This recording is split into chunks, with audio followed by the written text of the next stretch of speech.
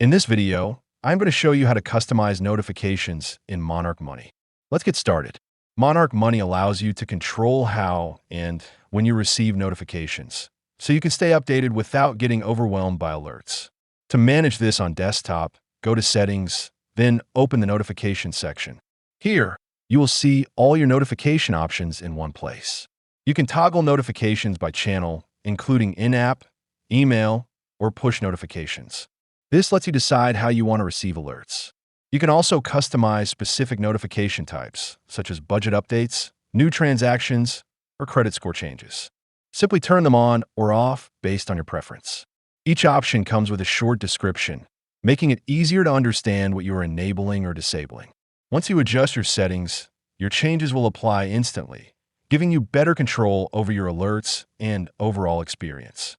If you want to support our channel, feel free to use our affiliate link in the description below. Thanks for watching, and I will see you in my next video.